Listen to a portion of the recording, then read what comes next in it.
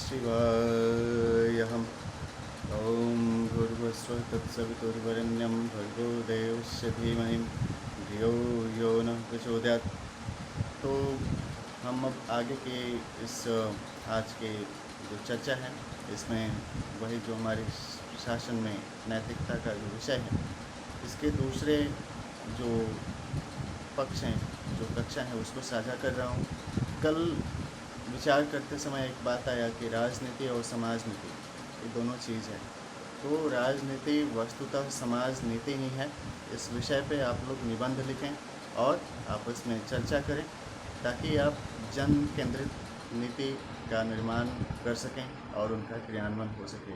और इसके लिए हमारे लोकतंत्र के माध्यम से जितने सारे निर्वाचक हैं वो सभी निर्वाचित जितने हमारे प्रतिनिधि होंगे उनके लिए धन्यवाद ज्ञापन करेंगे।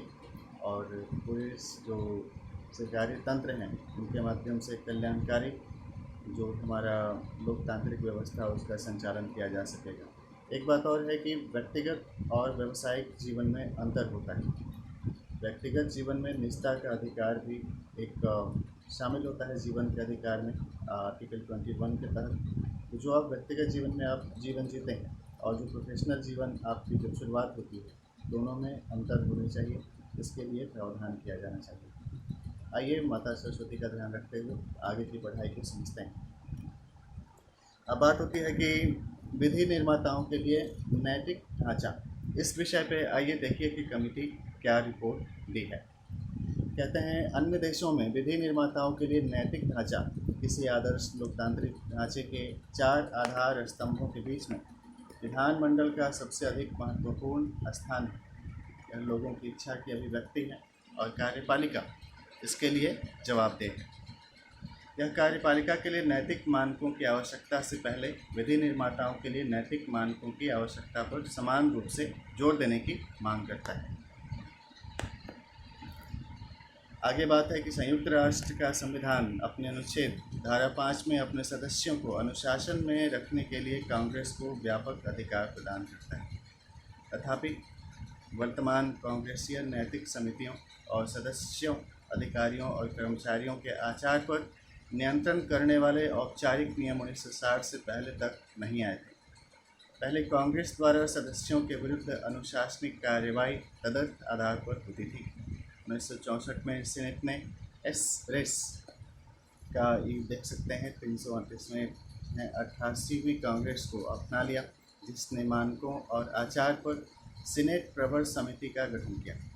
6 सदस्यीय ये द्विदलीय समिति परामर्शी कृत्यों के साथ अनुचित आचार के उन आरोपों की जो सीनेट को प्रभावित कर सकते हैं, शिकायतों को प्राप्त करके उनकी जांच करने, कानून का अतिक्रमण करने और सीनेट के नियमों और विनियमों का अतिक्रमण करने की जांच करने के लिए प्राधिकृत थे, यानी ऑथोराइज थे। 1968 में सीनेट ने 1977 की संहिता में पर्याप्त पुनरीक्षण और संशोधन करने के बाद इसे प्रथम सरकारी संहिता के रूप में अपना लिया। इस समिति का नाम बदलकर नैतिकता पर प्रवर समिति रखा गया। वित्तीय ब्यौरों, उपहार, यात्रा प्रतिपूर्ति, हित संघर्ष, रोजगार उपरांत प्रतिबंध, रोजगार व्यवसाय आदि पर सीनेट आचार संहिता नियंत्रण रखती है।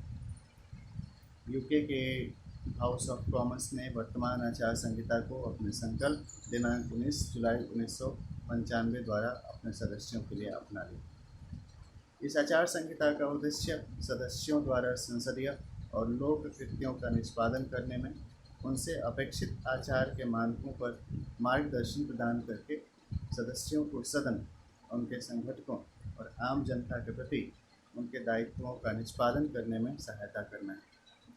यह भी उल्लेख है, यानी उल्लेखनीय है कि इस संहिता में निर्धारित, यहाँ उल्लिखित है, यहाँ लिखा होना चाहिए, यह भी उल्लिखित है कि इस संहिता में निर्धारित किए गए दायित्व उनके पूरक हैं जो सदन की कार्य प्रणाली के नियमों और अन्य नियमों तथा अध्यक्ष के निर्णयों की हैसियत से सभी सदस्यों पर लागू होते हैं।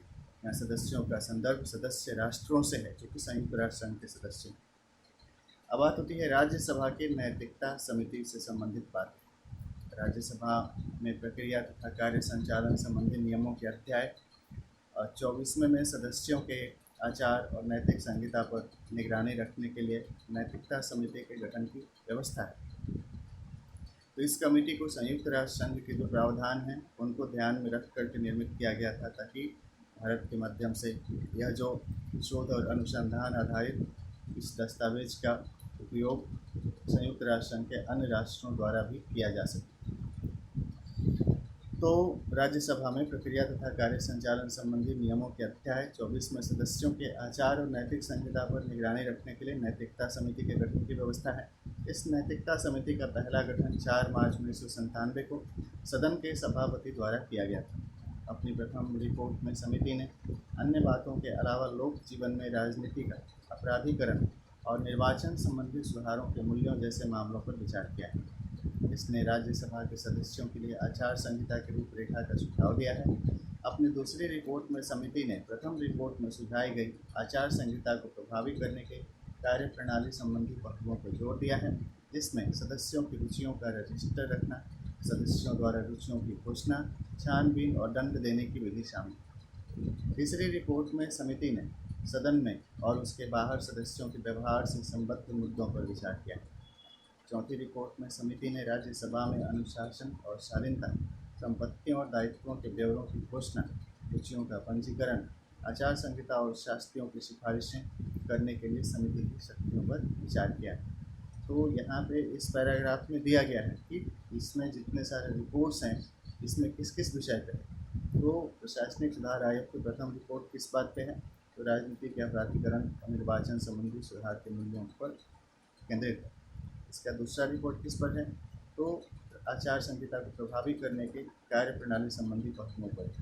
तीसरी रिपोर्ट में किसके है, तो सदन और उसके बाहर सदस्यों के व्यवहार से संबद्ध मुद्दों पर है। और चौथा रिपोर्ट क्या है, अनुशासन और शालीनता, संपत्तियों और दायित्वों के ब्यौरों की घोषणा, रुचियों का पंजीकरण, आचार संहिता और शास्त्रों की सिफारिश करने के लिए समिति की शक्तियों पर विचार किया है। अगला बात जो दिया गया है कि राज्यसभा के सदस्यों के आचार संहिता का वर्तमान ढांचा निम्न प्रकार से, यहाँ जो फुट नोट दिया गया है 14, इसको भी यहाँ से प्राप्त किया जा सकता है। 8/12/2006 को https://राज्यसभा.nic.in/stm से प्राप्त किया जा सकता है। कहते हैं राज्यसभा के सदस्यों को उनमें व्यक्त किए गए विश्वास को बनाए रखने के लिए अपना उत्तरदायित्व समझते हुए उन लोगों की आम भलाई के लिए अपने शासन आदेश का निष्पादन कर्मठता के साथ करना चाहिए। उन्हें संविधान, संसदीय संस्थानों और सबसे ऊपर आम जनता को उच्च सम्मान देना चाहिए।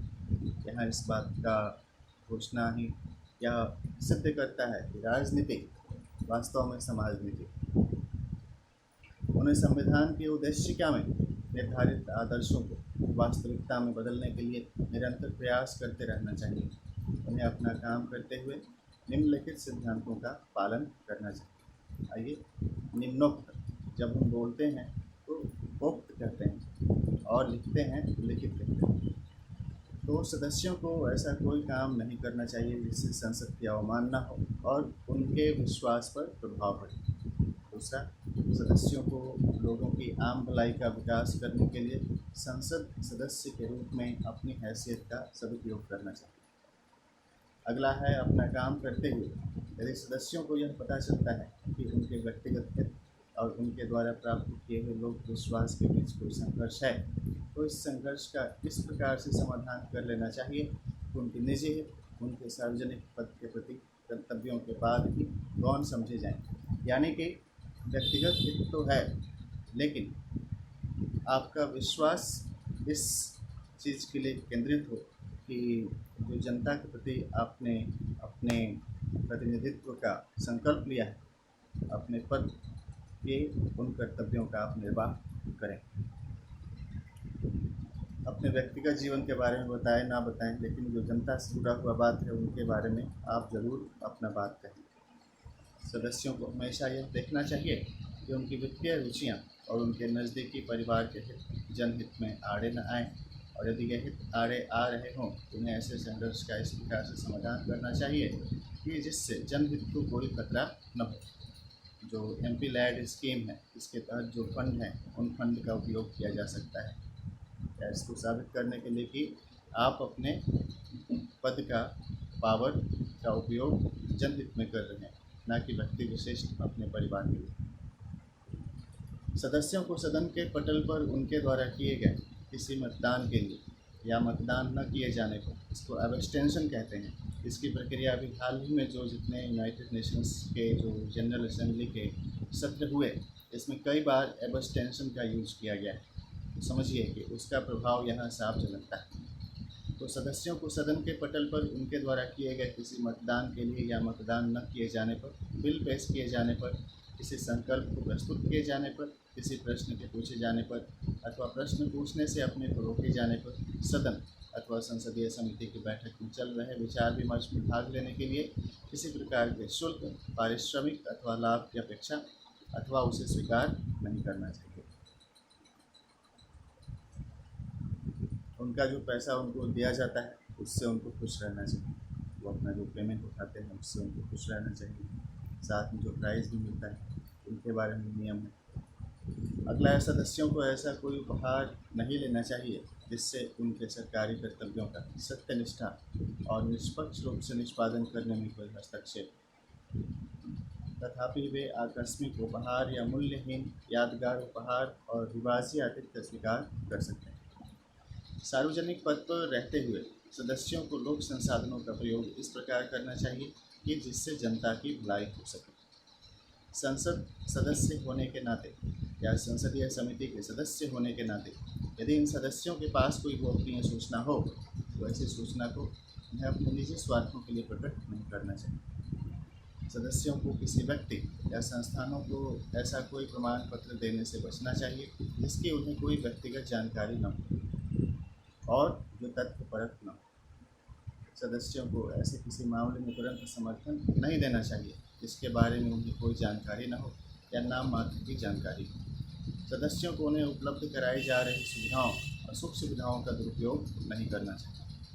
सदस्यों को किसी धर्म के प्रति असम्मान व्यक्त नहीं करना चाहिए और धर्मनिरपेक्ष मूल्यों को बढ़ावा देने के लिए काम करना चाहिए। सदस्यों को संविधान के भाग 4 क में सूचीबद्ध किए गए मूल कर्तव्यों को अपने मन में सर्वोपरि रखना चाहिए और सदस्यों से लोक जीवन में नैतिकता, गरिमा और शालीनता के उच्च मानदंडों को बनाए रखना अपेक्षित है।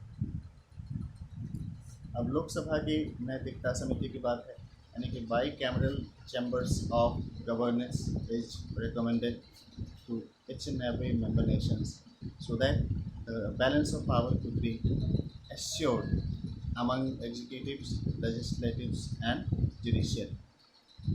लोकसभा के नैतिकता समिति की बात है भाई। लोकसभा के सदस्यों की उस सदन में आचार और नैतिकता पर निगरानी रखने के लिए एक नैतिकता समिति बनाई गई है। नैतिकता समिति 13वीं लोकसभा ने अपनी प्रथम रिपोर्ट में यह अवलोकन किया है ऑब्जर्व किया है।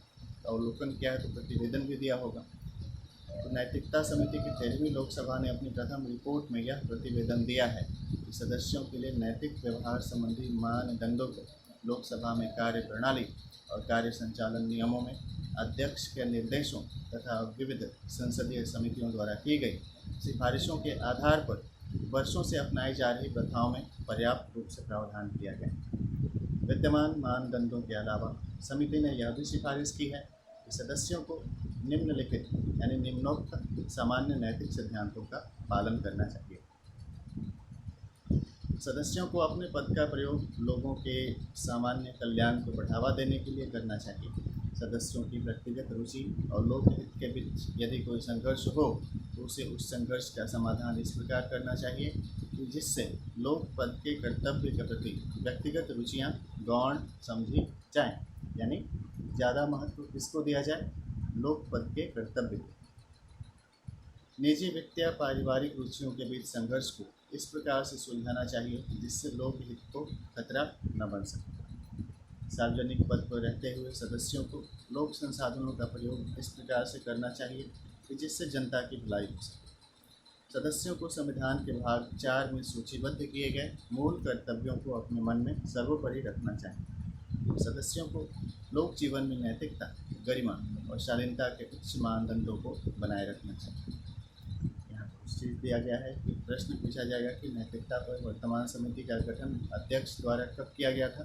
तो 28 अप्रैल 2005 को। और अध्यक्ष को 31 अगस्त 2003 को प्रस्तुत किया गया था। सदन द्वारा 16 नवंबर 2003 को पारित हुआ था।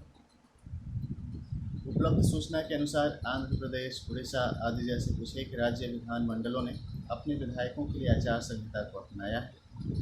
अगर ये बात यहाँ दिया गया है तो वर्तमान में ऐसी अपेक्षा की जाती है कि अन्य राज्य विधानमंडल भी इस आचार संहिता को अपना चुके होंगे। 25 नवंबर 2001 को नई दिल्ली में संसद और राज्यों और संघ शासित क्षेत्रों के विधानमंडलों में अनुशासन और शिष्टाचार पर पीठासीन अधिकारियों, मुख्यमंत्रियों, संसदीय कार्य मंत्रियों, दलों के नेताओं और सचेतकों के अखिल भारतीय सम्मेलन में सर्वसम्मति से एक संकल्प पारित किया गया था। तो यहाँ पे एक कार्यक्रम का विवरण दिया गया है। इस कार्यक्रम की जो वीडियो है, आप उस वीडियो को आगे देख सकते हैं कि यहाँ पे कैसा कैसा क्या क्या चर्चा किया गया था। उससे भी आप इस चीज़ में और विस्तार कर सकते हैं। इस संकल्प में विधि निर्माताओं के लिए आचार संहिता को अपनाना शामिल है।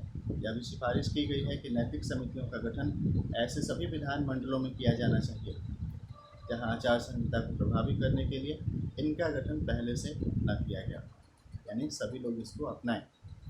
अब है रुचि को व्यक्त करना, एक्सप्रेशन ऑफ इंटरेस्ट। लोग और निजी रुचियों के बीच संघर्ष से बचने के लिए एक उपाय स्वयं की रुचि को अभिव्यक्त करना है। केवल ऐसा करने से ही रुचि के संघर्ष का समाधान नहीं किया जा सकता, बल्कि यह एक अच्छा व पहला कदम है, क्योंकि यह ऐसे संघर्ष की संभावना को आत्मसात कर लेता है।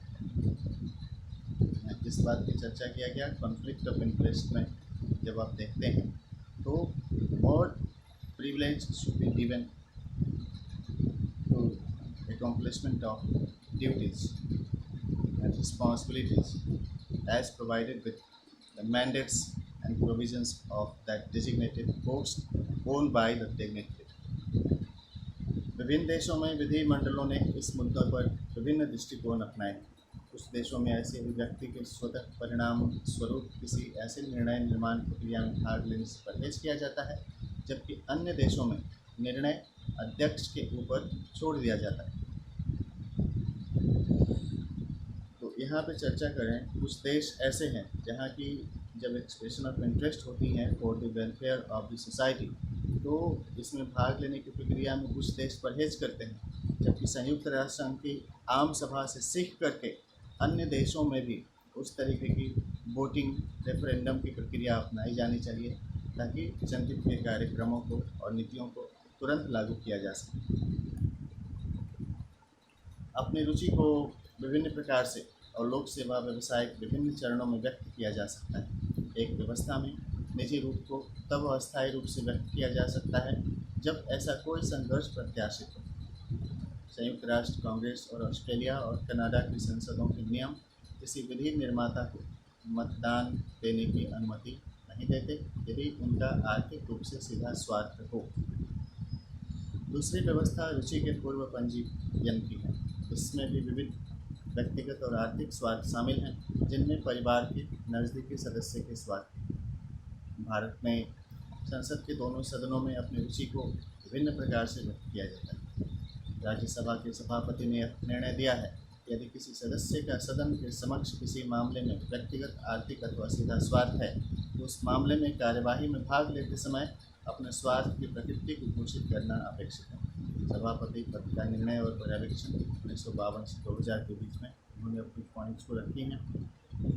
लोकसभा में प्रक्रिया तथा कार्य संचालन संबंधी नियमों में यह विहित है कि यदि सदन के किसी खंड में सदस्य के मत को निर्णय लिए जाने वाले किसी मामले पर व्यक्तिगत, आर्थिक या सीधे स्वार्थ के आधार पर चुनौती दी जाती है, तो अध्यक्ष को ऐसे मुद्दे की जांच करके यह निर्णय लेना चाहिए कि सदस्य के मत को स्वीकृत किया जाना चाहिए या नहीं, और उसका यह निर्णय अंतिम होना चाहिए।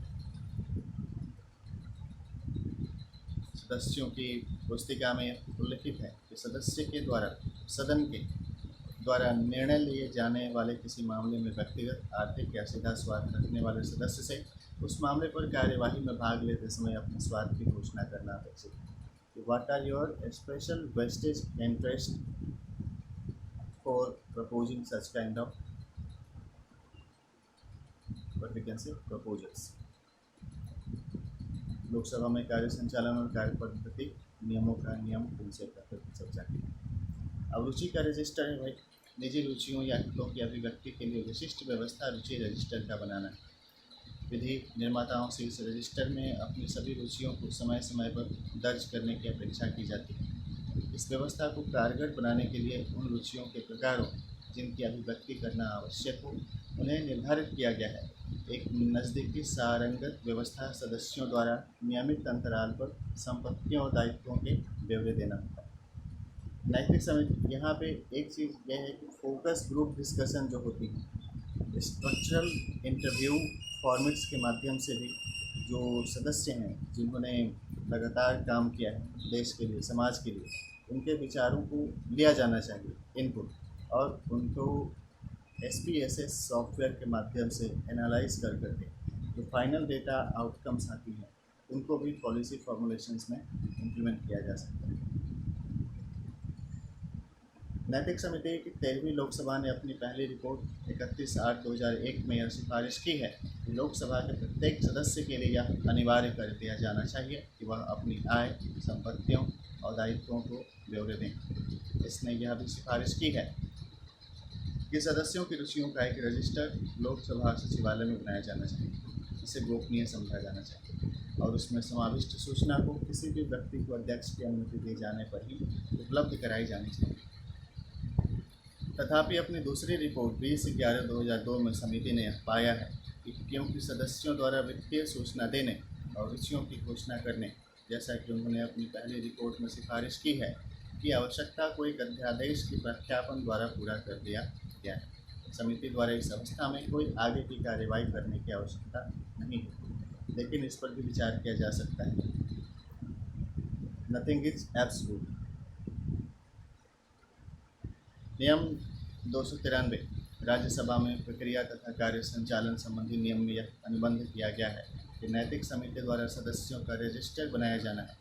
राज्यसभा की नैतिक समिति ने अपनी चौथी रिपोर्ट में सिफारिश की है कि प्रारंभ में सदस्यों की निम्नलिखित रुचियों को रजिस्टर में दर्ज कर लेना चाहिए। पारिश्रमिक निर्देशन का कार्य, नियमित पारिश्रमिक गतिविधि, नियंत्रण प्रकृति का अंशदान, भुगतान के बदले परामर्श और व्यावसायिक व्यस्तता। अगला है संपत्तियों और दायित्वों के ब्यौरे देना। लोक प्रतिनिधित्व अधिनियम 1951 में लोक प्रतिनिधित्व तीसरा संशोधन अधिनियम 2002 द्वारा संशोधन किया गया है।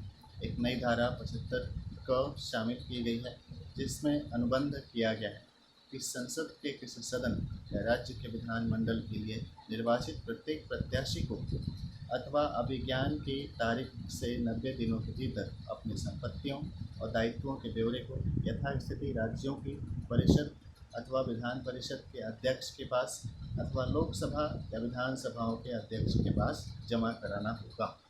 तदनुसार लोकसभा सदस्य संपत्तियों और दायित्वों की घोषणा नियम 2004 और राज्यसभा संपत्तियों और दायित्वों की घोषणा नियमों को निर्धारित कर दिया गया है। फुट नोट्स को भी आप लोग देखते चलेंगे। उपर्युक्त विवेचन से यह स्पष्ट हो जाता है कि संसद के दोनों सदनों में नैतिक संहिता का प्रावधान है और उन सदस्यों की अभिरुचि की सूचना और संपत्तियों दायित्वों के ब्यौरों की घोषणा करने का प्रावधान किया गया है। लोकसभा और राज्यसभा दोनों की नैतिकता समितियों ने सदस्यों की नैतिक और आचार के संचालन पर निगरानी रखने के लिए अधिदेश दिया। अब संसद और विधानमंडलों में नैतिक मानदंडों का प्रवर्तन। भारत में संसद के दोनों सदनों ने विभिन्न अवसरों पर नैतिक सिद्धांतों के अतिक्रमण के प्रति कड़ाई का पालन किया है। 1951 में अस्थायी संसद द्वारा श्री H.G. मुद्गल के आचरण की जांच करने के लिए सदन की एक तदर्थ समिति नियुक्त की गई। इस समिति का यह निष्कर्ष था कि संसद में बम्बई बुलियन संघ की ओर से धन और अन्य लाभ के बदले में संसद में उनके कुछ हितों का पक्षपात करते हुए श्री मुद्गल का आचरण सदन की मर्यादा के प्रति असम्मानजनक था और आचरण के अपेक्षित मानदंडों से मेल नहीं खाता था। प्रधानमंत्री श्री नेहरू ने इस मुद्दे को संक्षेप में निम्न प्रकार से सारगर्भ किया। इसको समझते हैं।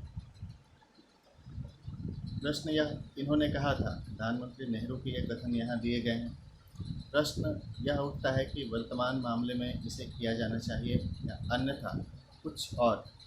इनका कहना है यह बिल्कुल स्पष्ट है कि यह मामला ऐसा भी नहीं है कि जिसे सीमांत मामला कहा जा सके, जहां लोग इस बारे में दो विचार रखते हैं, जिसमें किसी को यह संदेह हो सकता है कि सुझाया गया उपाय अत्यंत गंभीर है। यह मामला यदि ये कहें तो इतना बुरा है कि बहुत ही बुरा है, ऐसा इन्होंने अपनी बात कहा था। यदि हम ऐसे ही मामले को सीमांत मामला समझें अथवा ऐसा मामला जिसमें शायद कुछ कमी दिखाई गई हो, तो ये समझते हैं कि कई दृष्टियों से यह दुर्भाग्यवश होगा, विशेषतः क्योंकि सदन के समक्ष यह अपनी तरफ का पहला मामला होने के कारण यदि सदन में ऐसे मामले में अपनी इच्छा स्पष्ट, साफ और कड़े शब्दों में व्यक्त नहीं करती है, तो जनता में यह संदेह उठ सकता है कि सदन ऐसे मामलों में बहुत निश्चित है या नहीं। इन्होंने कहा, आई ऑब्जेक्ट योर ऑनर। सभापति महोदय को संबोधित करते हुए इन्होंने अपनी बात रखी। तो आगे इन्होंने कहा, अतः यह निवेदन करते हैं, इन्होंने यह निवेदन किया था, यह हमारे लिए एक कर्तव्य बन गया है और हमें स्पष्ट, संक्षिप्त और दृढ़ होना चाहिए। तथ्य बहुत साफ और सूक्ष्म है, अतः हमारा निर्णय भी स्पष्ट और सारगर्भित और संक्षिप्त होना चाहिए। और इन्होंने निवेदन किया था कि सदन का निर्णय इस रिपोर्ट के निष्कर्षों को स्वीकार करने के बाद यही होना चाहिए कि सदस्य को सदन से निष्कासित कर दिया जाना चाहिए। ऐसे इन्होंने अपनी बात को रखी और उस बात की तो सुनवाई हुई होगी, फिर जांच हुआ होगा, उसके बाद जांच कमेटी की जो रिपोर्ट आई होगी उसके आधार पर फाइनल निर्णय लिया गया होगा उनकी सदस्यता के बाद। अगली बात है, इसी प्रकार के मुद्दे अर्ध शताब्दी के बाद फिर सामने आए। दिसंबर 2005 में दूरदर्शन के समाचार चैनल आज तक 12 दिसंबर 2005 में सदन में प्रश्न पूछने या अन्य मामलों को उठाए जाने के लिए लोकसभा के 10 सदस्यों द्वारा पैसा स्वीकार किए जाने से संबंधित अनुचित आचरण के आरोपों की जांच सदन की छानबीन समिति द्वारा की गई। तो उपरोक्त जो कथन दिया गया उसकी भी जांच किन्होंने की होगी? संसद की छानबीन समिति ने की। कुछ सदस्यों के ऊपर अनुचित आचरण के आरोपों की जांच समिति, यह समिति इस निष्कर्ष पर पहुंची थी कि उक्त सदस्यों का आचरण संसद सदस्य के लिए अभद्र था और अनैतिक भी था। समिति ने सदस्यों का सदन से निष्कासन करने की सिफारिश की थी और यह सुझाव सदन द्वारा स्वीकार कर लिया गया। प्रधानमंत्री नरेंद्र मोदी बहुत अच्छा से भाषण देते हैं। उनके मन की बात में जो शब्दों का उतार चढ़ाव है उसको स्वीकार करके आप भी एक अच्छा वक्ता बन सकते हैं।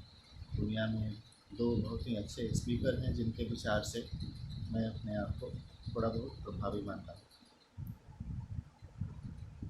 जैसा कि पहले कहा गया है कि राज्यसभा में प्रक्रिया तथा कार्य संचालन संबंधी नियमों में यह अनुबंध है कि नैतिकता पर समिति सदस्यों के आचार और नैतिक आचरण का निरीक्षण करेगी और सदस्यों द्वारा आचार संहिता के कथित उल्लंघन से संबंधित मामलों की जांच करेगी और सदस्यों के किसी अन्य नैतिक कदाचार के आरोपों से संबंधित मामलों की भी जांच करेगी। समिति स्वप्रेरणा से भी मामलों को छानबीन के लिए उठा सकती है।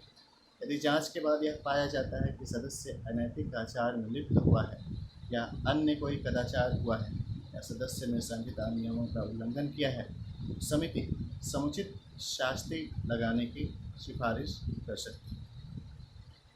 राज्यसभा के सभापति ने आज तक चैनल में दिखाई गई सदन के एक सदस्य के लिप्त होने से संबंधित घटना को नैतिक समिति को भेज दिया था। मीडिया ट्रायल किया गया था।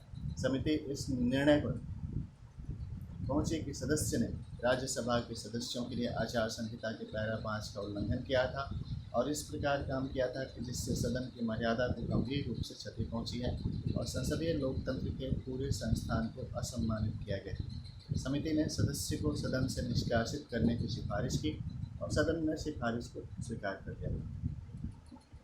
अगली बात है, जहां एक और नैतिक मूल्यों और आचार संहिताओं के प्रतिपादन से लोक पदाधिकारियों पर नैतिक दबाव पड़ता है, वहीं दूसरी ओर उन पर प्रभावी अनुवीक्षण और प्रवर्तन की आवश्यकता होती है। संसार के विधानमंडलों ने इस उद्देश्य के लिए विभिन्न मॉडलों को अपनाया। मॉडलों माँ के ऊपर चंद्रबिंदु वाला होना चाहिए। कनाडा का हित संघर्ष और लोक पदाधिकारियों के लिए नियोजित उपरांत संहिता 2006 संहिता पर निरीक्षण सलाह देने के लिए नैतिक आयुक्त का ही हवाला देते हैं। नैतिक आयुक्त कनाडा संसद अधिनियम की धारा 72.1 के अंतर्गत नियुक्त किया गया अधिकारी होता है। यह आयुक्त सदस्यों की संहिता के अनुसरण में उसके द्वारा की गई छानबीन की रिपोर्ट देता है और हाउस ऑफ कॉमन्स को इनके सदस्यों से संबंधित गतिविधियों पर वार्षिक रिपोर्टें देता है। नोलन समिति की सिफारिशों के आधार पर हाउस ऑफ कॉमन्स ने प्रतिमानकों के लिए संसदीय आयुक्त के पद की स्थापना की है। इस आयुक्त के प्रमुख उत्तरदायित्व हैं। तो प्रश्न पूछेगा कि नोलन समिति के जो आयुक्त हैं उनके क्या क्या उत्तरदायित्व हैं। उत्तर में ये सारा पॉइंट लिख सकते हैं। सदस्यों के हितों के रजिस्टर के प्रचालन का रखरखाव और अनुवीक्षण का निरीक्षण करना, व्यक्तिगत सदस्यों और प्रवर समिति को प्रतिमानकों पर गोपनीय आधार पर सलाह देना, आचार संहिता के निर्वचन के बारे में विशेषाधिकारों और सदस्यों के आचार से संबंधित नियमों का मार्गदर्शन करना, सदस्यों के आचार, औचित्य और नैतिकता के मामलों पर मार्गदर्शन देना और प्रशिक्षण प्रदान करना, आचार संहिता के प्रचालन और नियमों के मार्गदर्शन पर अनुवीक्षण करना और जहाँ तक समुचित हो समिति को इसमें संभव संशोधनों का प्रस्ताव करना, उन सदस्यों के बारे में शिकायतें प्राप्त करके उनकी जांच करना जिन्होंने आचार संहिता और नियमों के मार्गदर्शन का उल्लंघन किया हो और समिति को अपने निष्कर्षों की रिपोर्ट देना।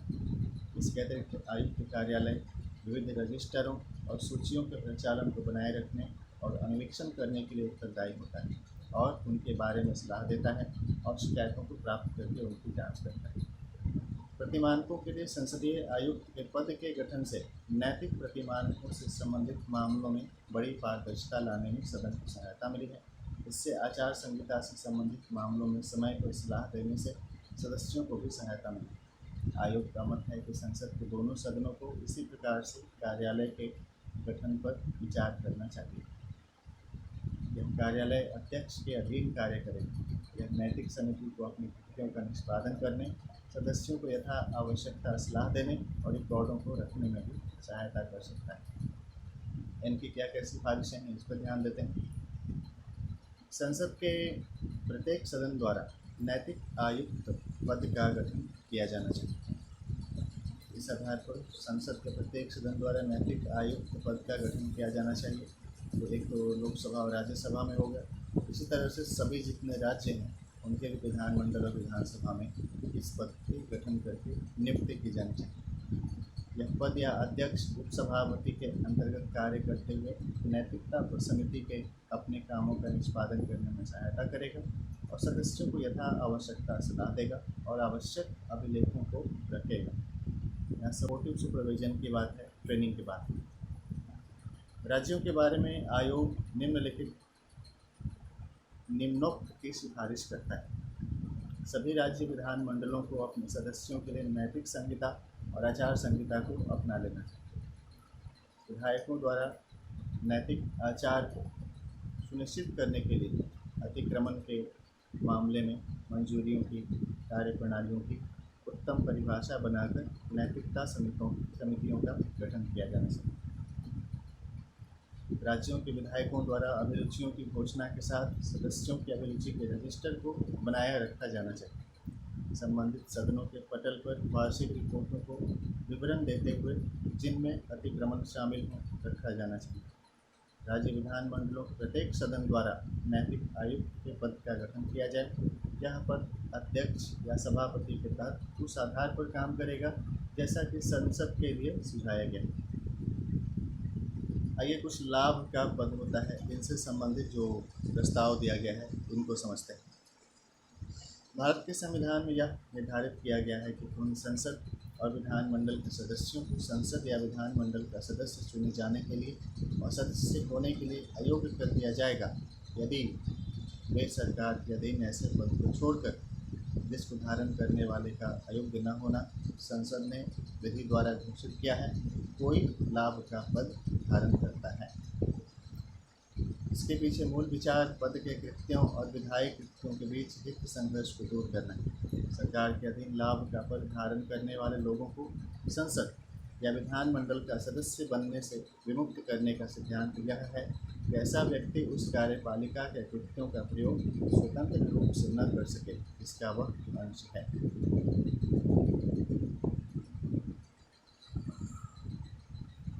यानी लाभ का पद लिए तो भाई व्यक्तिगत हो गया, पेमेंट तो मिल ही रहा था, इसके बाद अलावा एक्स्ट्रा आपने लिया फिर आप लोग हित से अलग कर दिया। इस सिद्धांत को ब्रिटिश के संवैधानिक इतिहास में के विकास में से लिया गया है, जिसके चलते यह स्थापित किया गया कि क्राउन और इसके अधिकारी संसद में आप अपनी बात नहीं रख सकते। क्राउन प्रिंस की बात होनी चाहिए, क्राउन प्रिंस थे और इनके जो अधिकारी संसद में अपनी बात नहीं रख सकते। संविधान के निर्माताओं ने कार्यपालिका के प्रभाव और प्रचालन से विधायी पद को पृथक रखकर बिल्कुल उचित किया था। संवैधानिक सिद्धांतों में यह ध्यान रखा गया है कि निर्वाचित सदस्य सरकार के कृत्यों पर निगरानी रख सकें, कानून का निर्माण, बजट का अनुमोदन और सभी सरकारी कार्यवाहियों पर निगरानी रखना सदस्यों के कार्य क्षेत्र में।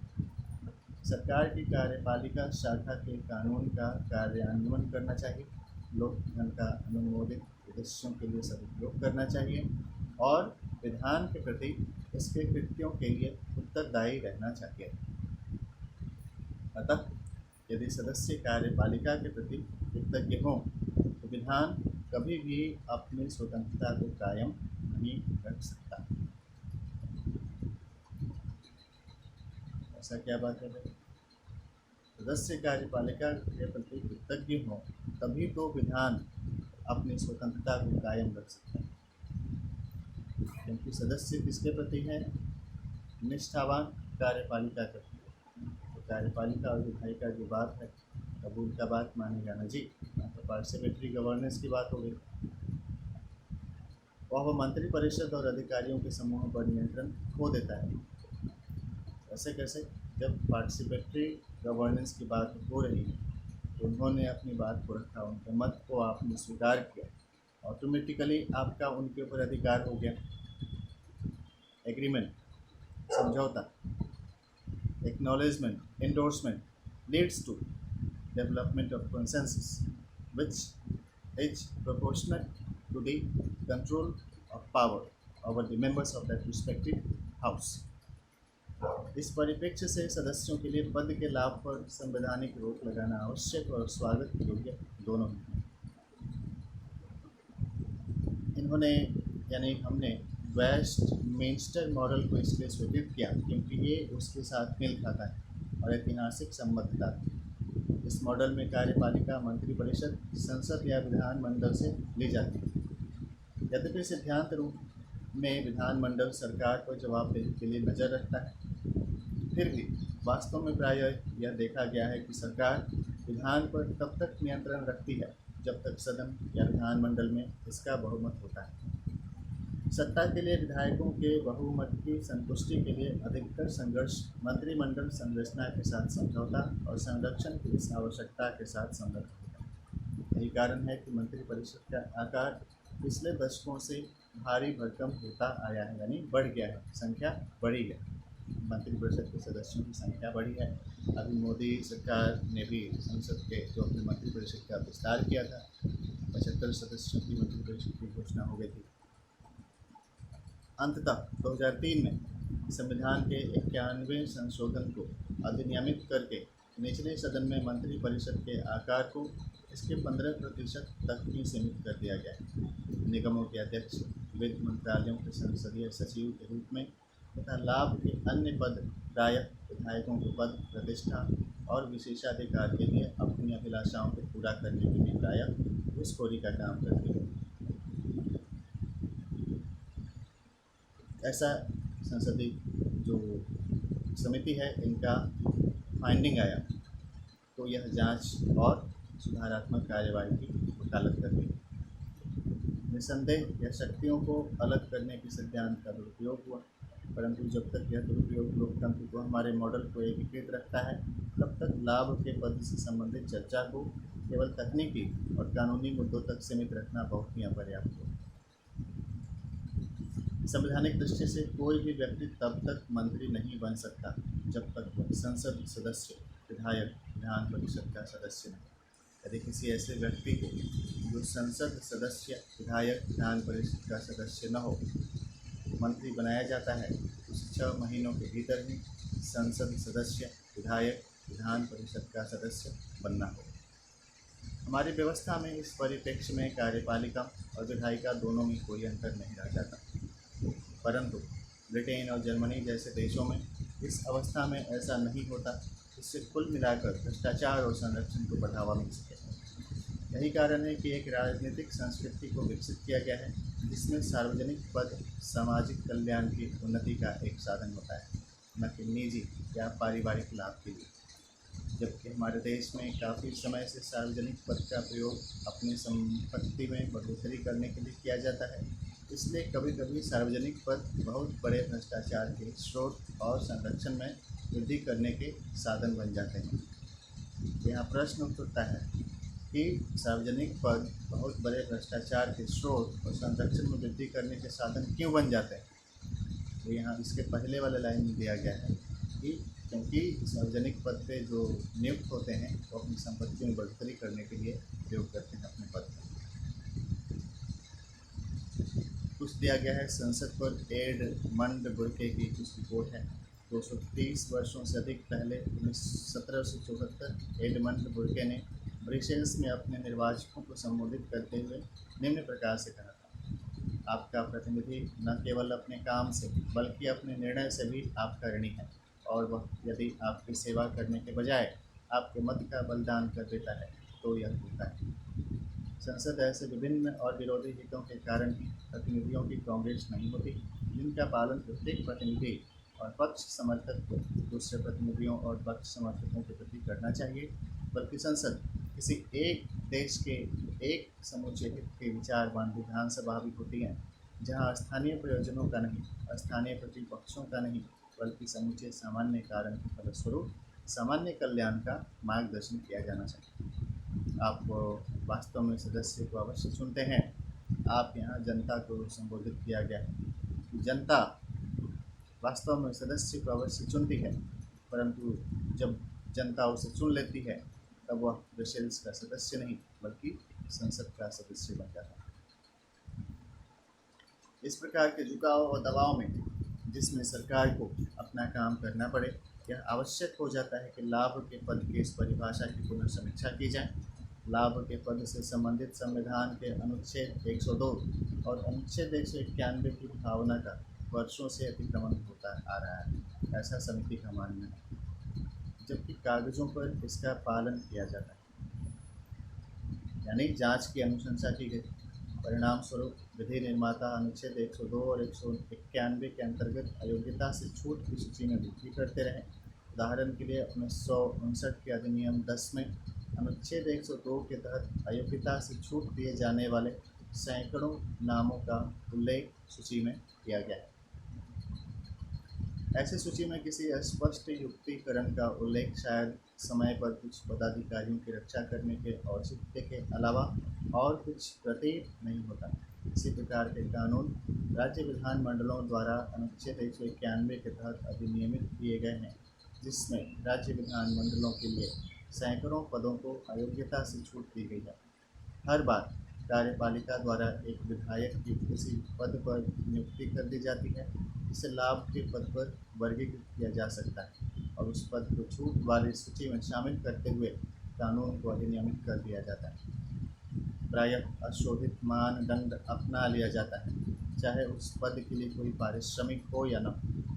इसी प्रक्रिया में इस बात का बिना वास्तविक अंतर करते हुए कि निर्णय लेने में कार्यपालिका के अधिकार का प्रयोग किया गया है अथवा सार्वजनिक निधियों के नियोजन में प्रत्यक्ष रूप से संलिप्तता है, इसे प्रायः नज़रों से ओझल कर दिया जाता है। नियुक्ति और पद से हटाए जाने के बारे में उच्चतम न्यायालय द्वारा दिया गया स्पष्टीकरण भी सरकार की कार्यपालिका के हाथों में होता है, अतः वह दोनों जगह काम नहीं आ सकता, क्योंकि कई नियुक्तियां सलाहकारी शक्यता की विद्यमान प्रतिमानक भी स्थानीय क्षेत्र विकास स्कीमों पर लागू नहीं होते, जिसके तहत विधायकों को लोक निर्माण कार्यों की मंजूरी देने और संसद सदस्य स्थानीय क्षेत्र विकास स्कीमों और विधायक स्थानीय क्षेत्र विकास स्कीमों के अंतर्गत मंजूर की गई निधियों के व्ययों को अधिकृत करने के लिए सशक्त किया जाता है। अनेक दलों के नेताओं और विधायकों को उनकी मर्जी से विवेकी लोक निधियों की आवश्यकता होती है, ताकि वे अपने निर्वाचन स्थलों की आवश्यकताओं को पूरा करने के लिए सार्वजनिक निर्माण को जल्दी से निष्पादित करवा सकें। जैसे ग्राम सभा की बैठक होती है तो ग्राम विकास योजना बनाई जाती है। उन ग्राम विकास योजना को वार्ड काउंसिल में जो बैठक हुआ, वार्ड विकास योजना, फिर ग्राम विकास योजना में जो ग्राम की आवश्यकता है उन सबको लेकर के पंचायत में दिया गया, पंचायत विकास योजना बन गई। इसमें आप देखते हैं बैकवर्ड रीजन ग्रांट फंड की भी व्यवस्था की गई थी, participatory planning and programme implementation की बात को लेकर के। फिर उसी तरीके से पूरे संसदीय क्षेत्र के लिए जो योजनाएं बनती हैं वो टाइम बाय टाइम नई नई आवश्यकताएं भी उपलब्ध होती रहती हैं। तो ऐसा अनुशंसा दिया गया कि जो निर्वाचित वहाँ के विधायक सांसद हैं वो उसके लिए स्पेशल बजट का मांग कर सकें, जिनको कि ध्यान में रखते हुए निधि जारी की जाए, यानी धन जारी किया जाए उन कार्यक्रमों के निष्पादन के लिए। तो वे अपने निर्वाचन स्थल की आवश्यकताओं को पूरा करने के लिए सार्वजनिक निर्माण को जल्दी से निष्पादित करवा सकें। इसमें डिस्ट्रिक्ट डेवलपमेंट कमिश्नर के साथ जो उनकी बैठक होती है, डीडीसी की जो बैठक होती है, उसमें अपने पॉइंट्स को जब वो लोग रखते हैं तब इस पर ज़्यादा अच्छा से पहल हो सकता है और इनका इंक्लूजन हो जाता है, नेशनल जो पॉलिसी बनती है उसमें। तथापि ऐसे स्कीमों की शक्तियों को पृथक करने वाली धारणा गंभीर रूप से अर्थहीन हो जाती है, क्योंकि विधायक सीधे सीधे कार्यपालिका का काम भी करने लग जाते हैं। इससे यह दलील भी दोषपूर्ण सिद्ध हो जाती है कि विधायक इन स्कीमों के अंतर्गत सार्वजनिक निधियों को प्रत्यक्ष रूप से संचालित नहीं करते, क्योंकि जिला मजिस्ट्रेट के नियंत्रण में होती है। वास्तव में कोई भी मंत्री सार्वजनिक धन का निपटारा नहीं करता। जहाँ तक कि खजानों और वितरण अधिकारियों के अलावा कोई कर्मचारी भी व्यक्तिगत रूप से रोकड़ का संचालन नहीं करता। विधानमंडल द्वारा बजट को अनुमोदित करने के बाद व्ययों पर दिन प्रतिदिन निर्णय लेने का काम एक कार्यपालिका का एक महत्वपूर्ण क्षेत्र है। विविध संवैधानिक विशेषज्ञों और विधिवेत्ताओं ने उपयुक्त स्कीमों को असंवैधानिक करार दिया है। क्यों भाई? इसके ऊपर विचार किया जाना चाहिए। लोक लेखा समिति के भूतपूर्व अध्यक्ष हीरा सेजियन द्वारा लिखित संसद सदस्य स्थानीय क्षेत्र विकास स्कीम संकल्पना ब्रह्म और अंतर्विरोध की रिपोर्ट में कहा गया है। इस स्कीम संसद सदस्य स्थानीय क्षेत्र विकास स्कीम ने संघीय व्यवस्था में संसद सदस्यों की भूमिका को विकृत कर दिया है और उन निधियों को दूसरी ओर मोड़ दिया है जिन्हें वास्तव में पंचायती राज संस्थानों जैसी एजेंसियों के पास जाना चाहिए था। स्थानीय सरकारों के अधिकारों के हनन के अलावा इस स्कीम को लागू करने में सबसे बड़ी गंभीर आपत्ति हितों का संघर्ष है, जो तब उत्पन्न होता है जब विधायक कार्यपालिका की भूमिका अदा करने लग जाते हैं। इसी प्रकार के मुद्दे की 1959 में संसद में कांग्रेस पार्टी की एक समिति द्वारा जांच की गई थी, जिसकी अध्यक्षता वीके कृष्ण मेनन द्वारा की गई थी, जिन्होंने राज्य के उपक्रमों के लिए संसदीय निगरानी के प्रश्न पर विचार किया। उस समय सार्वजनिक उद्यमों की शासी निकायों पर संसद सदस्य के नामांकन का मामला सामने आया। वीके कृष्ण मेनन समिति ने निष्कर्ष दिया कि ऐसी नियुक्तियों के विरुद्ध प्रतिफलों का अति सबल भार होना चाहिए, यानी उसका मेन आउटकम बजट की बात किया गया कि आप जो पैसा खर्चा किए उससे आउटकम क्या आया। जब इसका रिपोर्ट लेंगे तो उस आधार पर बजट जो आपका भाषण होता है उसमें फाइनेंशियल रिपोर्ट के साथ टेक्निकल रिपोर्ट उसकी फिजिबिलिटी को एक्सप्लेन करता है।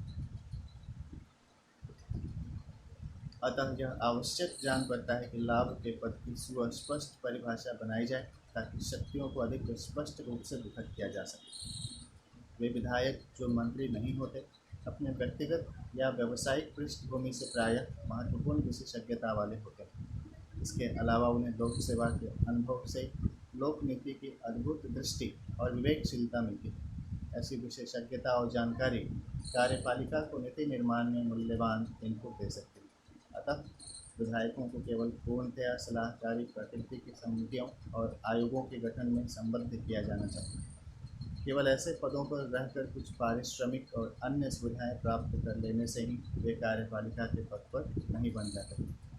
संविधान यह मान्यता देता है कि विशेषज्ञ और सलाहकारी निकायों में ऐसे पदों पर रहने से शक्तियों के पृथक्करण का अतिक्रमण नहीं होता और ऐसे गैर कार्यपालिका के पद को अयोग्यता से छूट देना संसद और राज्यों के विधायकों पर छोड़ दिया जाता है।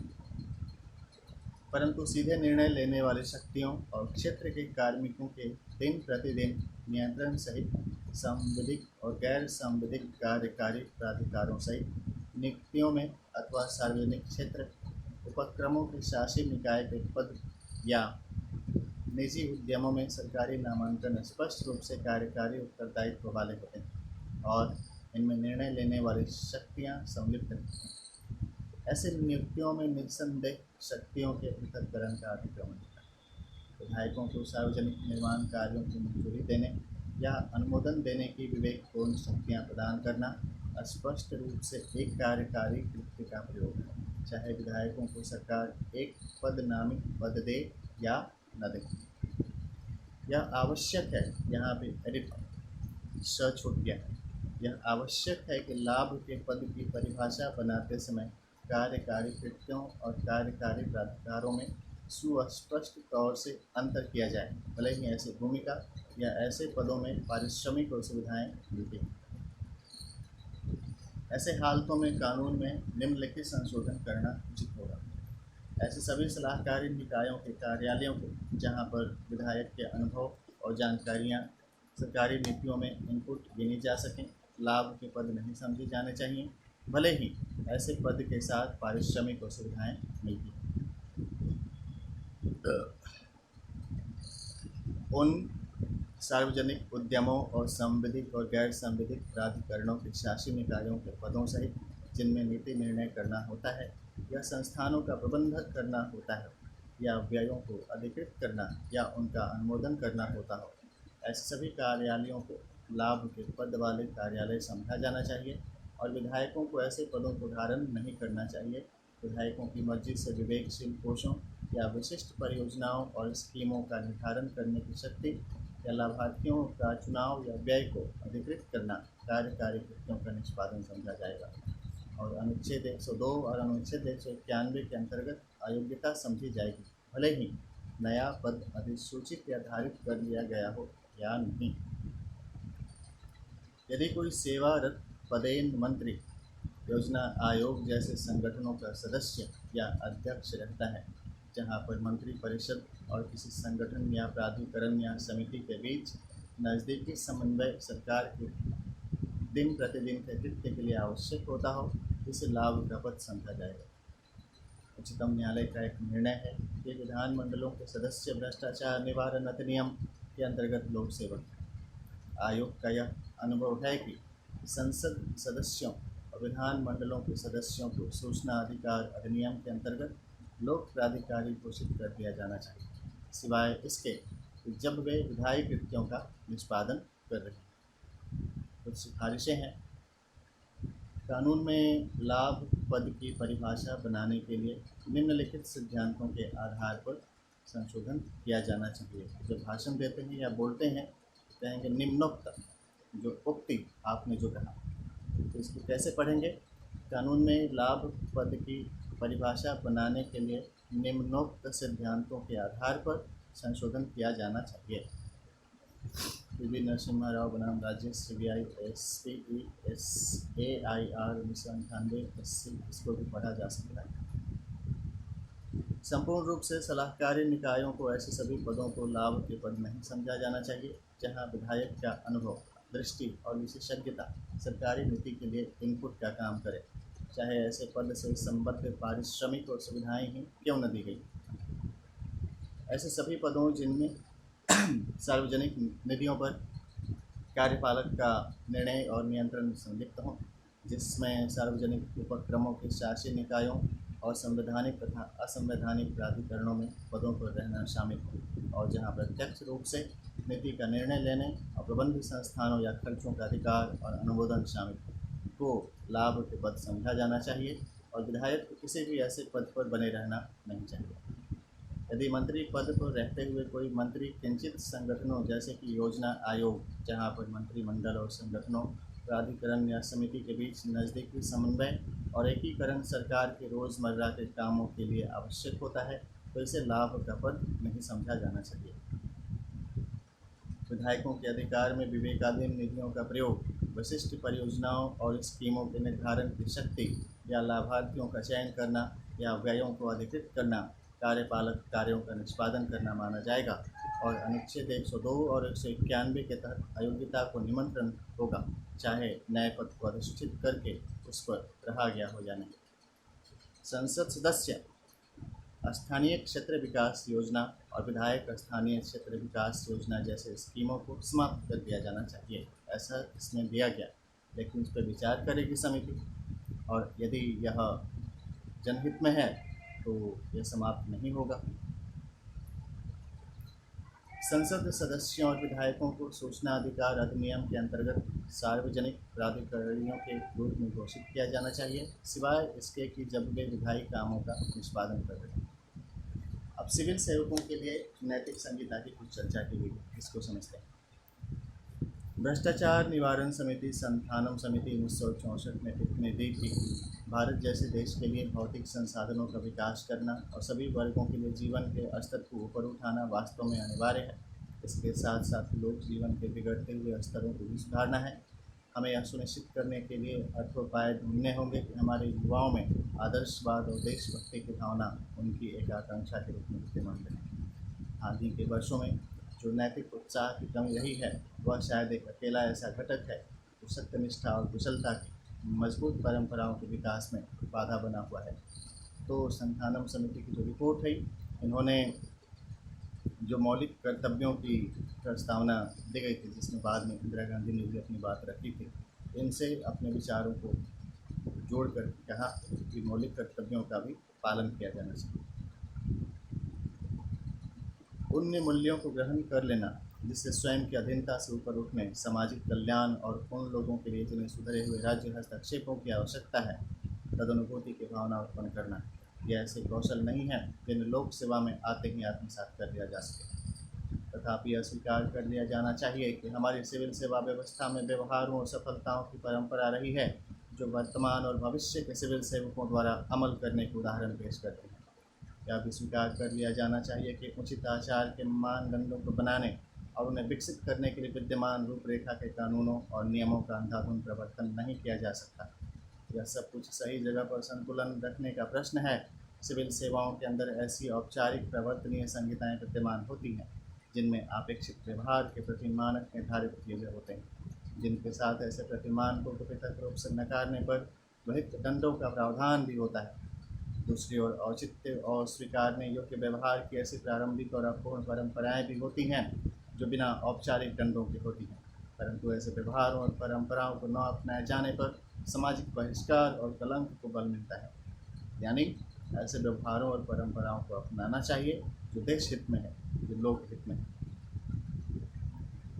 प्रवर्तनीय प्रतिमानकों का एक वर्तमान सेट आचार नियम जो केंद्रीय सिविल सेवाएं आचार नियम 1964 के प्रारूप में है और वे अखिल भारतीय सेवाओं के सदस्यों पर और विविध राज्य सरकारों के कर्मचारियों पर लागू नियम है। ऐसे नियमों में निर्धारित मानदंड ऐसे हैं जो नियमों से भी पुराने हैं, अतः विशिष्ट अधिनियमों के मूल नियमों और सिविल सेवा विनियमों के अंतर्गत अधिसूचनाओं द्वारा समय समय पर हटा दिया गया था। कुछ उदाहरण हैं: आद्यतन अंधाधुंध कर्ज लेने या देने का अनुमोदन, 1869, विधिक कार्यवाहियों पर प्रतिबंध, उपहार स्वीकार करना 1876, संपत्ति खरीदना और बेचना 1881, व्यापारिक विनियोग करना 1885, कंपनियां चलाना 1885 और अवकाश प्राप्ति के बाद व्यावसायिक रोजगार स्वीकार करना 1920। ऐसे प्रतिबंधों को भंग किए जाने पर सेवा से हटाए जाने जैसी सख्त कार्रवाई की जाती थी। ऐसे भी प्रावधान थे जैसे कि गैर कानूनी परितोषण या रिश्वतखोरी। भारतीय दंड संहिता की धाराएं 161 से 165 या लोक सेवक द्वारा आपराधिक विश्वासघात धारा 409 भारतीय दंड संहिता, जिसमें दंड का प्रावधान है। 1947 में भ्रष्टाचार निवारण अधिनियम के अधिनियमित होने के बाद अपराधों के एक नए सेट का भी गठन किया गया। 1930 में क्या करें और क्या न करें का उल्लेख करते हुए अनुदेशों का एक सार संग्रह जारी किया गया था और इसे सामूहिक रूप से आचार नियम कहा गया।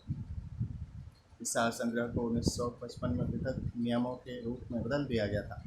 संथानम समिति ने ऐसे नियमों को बड़ा आकार देने की सिफारिश की थी यानी इनका विस्तार करने की सिफारिश की थी, इनकी व्याख्या करने की सिफारिश की थी, जिसे 1964 के संस्करण में ऐसा किया गया था। इन नियमों के बाद में व्यवहार के अतिरिक्त मानदंडों के रूप में शामिल करने के लिए अद्यतन किया गया था। कुछ नए नियम हैं: शिष्टाचार के पालन की आवश्यकता, दहेज मांगने और स्वीकार करने पर प्रतिबंध, महिला कर्मचारियों के यौन उत्पीड़न पर प्रतिबंध और 14 साल के नीचे की आयु वाले बच्चों को घरेलू सहायता के लिए नौकरी पर रखने पर प्रतिबंध। यह एक निरंतर चलती हुई प्रक्रिया है जो बदलती रहती है और प्रायः समाज की आशाओं में वृद्धि होती रहती है। किंतु जब उनको स्किल डेवलपमेंट की ट्रेनिंग देती है, लाइफ स्किल डेवलपमेंट की ट्रेनिंग दी जाती है, जब वो अपने घर परिवार को मदद करते हैं, माता पिता की मदद करते हैं, तो यह एक विचारणीय प्रश्न है, क्या इनको बाल मजदूरी की संज्ञा में रखी जाएगी? अगर इनको अधिकार मिले, ठीक है। ऐसा नहीं कि बच्चा अपने घर में माता की सेवा कर रहा है, किसान का बेटा खेत में जाके से खेत में से फसल लेकर के आ रहा है, गाय को चराने जा रहा है, तो किसान को ही पकड़ करके जेल में बंद कर दीजिए, तो उस बच्चा के ऊपर और पहाड़ टूट जाए। व्यवहारिक दृष्टिकोण रखा जाना चाहिए नियमों को लागू करने।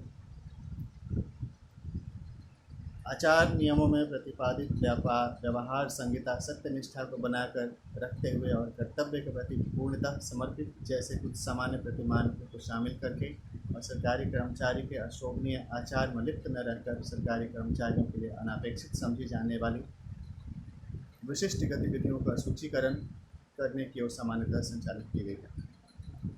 भारत में सिविल सेवकों के लिए कोई निर्धारित नैतिक संहिता नहीं है, यद्यपि ऐसी संहिताएं अन्य देशों में विद्यमान हैं। भारत में विविध आचार नियम हैं जो सामान्य गतिविधियों के सेट पर प्रतिबंध लगाते हैं। ये आचार नियम एक उद्देश्य को पूरा तो अवश्य करते हैं, परंतु नैतिक संहिता का निर्माण नहीं करते। काफ़ी समय से चिंता व्यक्त की जा रही है कि स्वीकृत आचारों की सूची में और भी सामान्य मानदंडों को जोड़ा जाना चाहिए। इस संदर्भ में हित संघर्ष एक महत्वपूर्ण क्षेत्र है, जिनमें इन संहिताओं को पर्याप्त रूप से दर्ज कर लिया जाना चाहिए। हित संघर्ष को रोकने के लिए रक्षा उपाय करना आवश्यक है। एक ड्राफ्ट लोक सेवा बिल जो अब कार्मिक लोक शिकायत तथा पेंशन मंत्रालय के विचाराधीन है, में सिविल सेवकों से अनेक सामान्य अपेक्षाओं का निर्धारण करने के लिए प्रस्ताव किया गया है, जिन्हें मूल्यों के रूप में उल्लिखित किया गया है। बिल में रखे गए प्रमुख मूल्य इस प्रकार हैं: संविधान की उद्देशिका में स्थापित विविध आदर्शों के प्रति निष्ठा।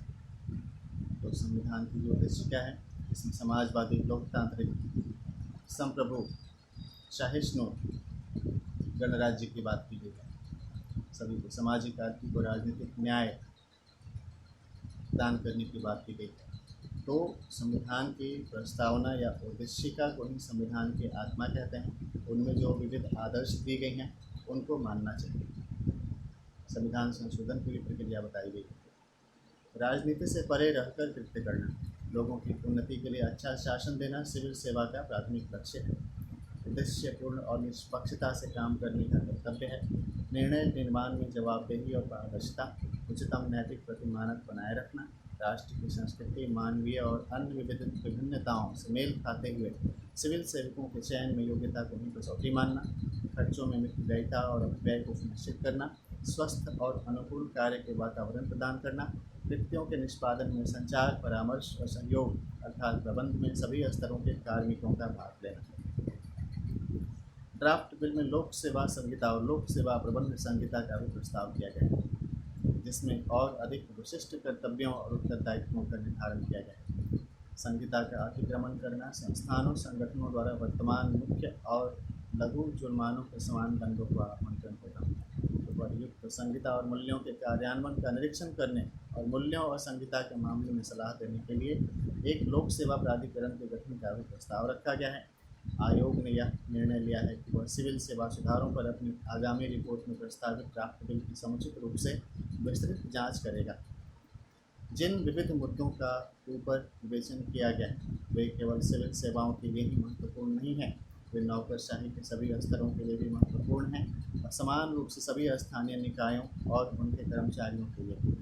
संविधान के 73वें और 74वें संशोधनों के बाद स्थानीय निकायों की अब राष्ट्र के विकास में महत्वपूर्ण भूमिका हो गई है और इनके पास मुख्य कार्यकारिणी की शक्तियाँ हैं। यह आवश्यक है इन निकायों को और उनके कर्मचारियों को अन्य किसी प्राधिकरण के लिए संगत संहिताओं की आवश्यकता को मान्यता दे दी जाए। लेकिन हम पृथक नहीं कर सकते कि पंचायती राज मंत्रालय को बिल्कुल स्वायत्त कर दें। यह तो उसी प्रकार से हुई जिस प्रकार से कि विखंडीकरण की रणनीति को बढ़ावा देना है। पंचायतों को अधिकार दिया जा सकता है, लेकिन वो संघ के अंतर्गत ही काम करेंगे,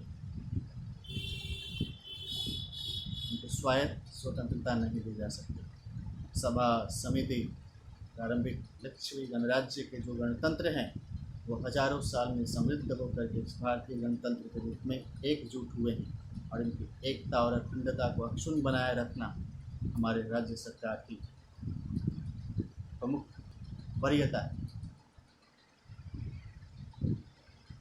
1999 में ऑस्ट्रेलिया की सरकार ने ऑस्ट्रेलिया लोक सेवा अधिनियम बनाया, जो लोक सेवा मूल्यों के एक सेट का निर्धारण करता है। ये मूल्य केवल उद्देश्यों के प्रेरणा कथन नहीं है, बल्कि सभी कर्मचारियों से इन मूल्यों को अपनाने और संहिता का अनुपालन करने की अपेक्षा की जाती है। जहाँ तक कि वरिष्ठ अधिकारियों से इस नियमों को उन्नत करने की अपेक्षा भी की जाती है। यह एक रोचक पूर्ण बात है कि लोक सेवा आयुक्त उस परिसीमा का मूल्यांकन करने और संहिता के अनुपालन को सुनिश्चित करने के लिए अपेक्षित व्यवस्था तथा कार्य प्रणालियों की पर्याप्तता के लिए अधिकृत है। जिस तक एजेंसियां मूल्यों का पालन करती हैं, उसके पास संविधिक शक्तियां और नीति के उत्तरदायित्व दोनों मौजूद हैं। इनमें सेवा की स्थिति पर संसद को वार्षिक रिपोर्ट शामिल है, जिस पर सरकार की विविध एजेंसियों ने मूल्यों को अपना लिया। नैतिक विकास की कुछ बात दी गई है कि हम जानते हैं कि जैसे जैसे ज्ञान प्राप्त होता है, व्यक्ति आगे बढ़ता है, सदाचार का निर्माण होता है और गैर पृथकतावादी विचार जन्म लेते हैं, यानी एकजुटता की भावना, समावेशी की भावना जन्म लेती है। व्यक्ति इसे समझ पाता है या नहीं, परंतु निस्वार्थ होने के पीछे उस शक्ति द्वारा वो प्रेरित रहता है। यही सदाचार की नींव है, यही सदाचार की नींव सभी नैतिकताओं का यह सार तत्व है कि जिसका प्रचार किसी भी भाषा में या किसी भी धर्म में या संसार किसी भी पैगंबर द्वारा किया जा सकता है। ऐसा स्वामी विवेकानंद के कथन है। उत्तिष्ठ जागृत प्राप्त बरबोधनियात, arise awake and stop not till the goal is reached. Swami Vivekananda को नमस्कार है। आयोग का यह मत है कि लोक सेवा मूल्यों का एक सेट होना चाहिए जो कानून द्वारा अनुबंध किया जाए, जैसा कि ऑस्ट्रेलिया के मामले में होता है। यह सुनिश्चित करने की व्यवस्था होनी चाहिए कि सिविल सेवा निरंतर इन मूल्यों के प्रति उत्साहजनक रहे। ड्राफ्ट लोक सेवा बिल 2006 में विहित मूल्य सही दिशा में एक कदम है। आयोग सिविल सेवा सुधारों पर अपनी रिपोर्ट में इस बिल की विस्तार से जांच करेगा। महात्मा गांधी द्वारा 1925 में यंग इंडिया में बताए गए 7 सामाजिक पाप, बिना सिद्धांत के राजनीति, बिना काम के धन, बिना अंतःकरण के आराम, बिना चरित्र के ज्ञान, बिना नैतिकता के व्यापार, बिना मानवता के विज्ञान, बिना बलिदान के पूजा। इनके 3 बंदर के भी सिद्धांत हैं। बुरा न देखें, बुरा न बोलें, बुरा न सुनें। लेकिन बुरा की परिभाषा अलग है। जब तक बुरा को नहीं देखेंगे तो बुरा की जांच कैसे करेंगे? लॉ इन्फोर्समेंट एजेंसी का काम ही है कि भाई कहाँ गलती है उसको ढूंढ करके निकालिए। बुरा नहीं सुने। जब तक बुरा नहीं सुनेंगे कि कौन क्या बुरा बोल रहा है कि सही बोल रहा है, तब तक उस पर कैसे रीजनेबल रिस्ट्रिक्शंस लगाएंगे? यह देखा गया है कि सामान्य तौर पर आचार संहिता सेवा के लिए निर्धारित होती हैं। इसके साथ यह अपेक्षित होगा कि संगठन भी आचार संहिताओं का निर्धारण करे। जिन संगठनों की जनता से बातचीत रहती है उसके लिए यह विशेष रूप से उपयुक्त है। आयोग यह महसूस करता है कि सार्वजनिक क्षेत्र के निकायों के बोर्डों के लिए नामांकित सेवारत अधिकारियों का विद्यमान अनुप्रयोग इन निकायों में निर्णय लेने के लिए अपेक्षित विषय निष्ठा और आवश्यक स्वतंत्रता के साथ समझौता कर सकता है। सरकार सार्वजनिक उद्यमों पर नियंत्रण करने वाली प्रधान शक्ति तथा स्वामी दोनों ही है। किसी ऐसे अधिकारी के लिए यह बहुत ही अवास्तविक और अविवेकपूर्ण होगा कि वह अधिकारी उस बोर्ड द्वारा लिए गए निर्णय के निष्कर्ष पर बैठा रहे जिसका वह सदस्य है। उससे आगे की जो निकाय है उनको वो फॉरवर्ड करे, इंडोर्स करे। ऐसी चीज़ की यहाँ पे एक हिंट दी गई है। सार्वजनिक क्षेत्र के निकायों के बोर्डों के लिए सेवारत अधिकारियों के न तो नामांकित किए जाने और न ही नामांकित किए जाने की अनुमति देने का यह एक मामला बन गया है, क्योंकि इसमें हितों का संघर्ष हो सकता है। सिफारिशें हैं कि लोक सेवा मूल्यों जिन्हें सभी सार्वजनिक कर्मचारियों को ऊंचा उठाना चाहिए को परिभाषित किया जाना चाहिए और सरकार और अर्ध सरकारी संगठनों की सभी श्रेणियों पर लागू किया जाना चाहिए। मूल्यों का उल्लंघन किए जाने पर इसे कदाचार और दंड को निमंत्रण समझा जाना चाहिए। तो कदाचार और दंड को निमंत्रण को रोकने के लिए क्या करना भाई? मूल्यों का पालन कीजिए। अभिरुचियों के संघर्ष को अधिकारियों के लिए नैतिक संहिता और आचार संहिता में विस्तृत रूप से शामिल समझा जाना चाहिए। सेवारत अधिकारियों को भी सरकारी उपक्रमों के मंडलों में नामांकित नहीं किया जाना चाहिए। तथापि यह गैर लाभ के सरकारी संस्थानों और परामर्शी निकायों पर लागू नहीं होगा।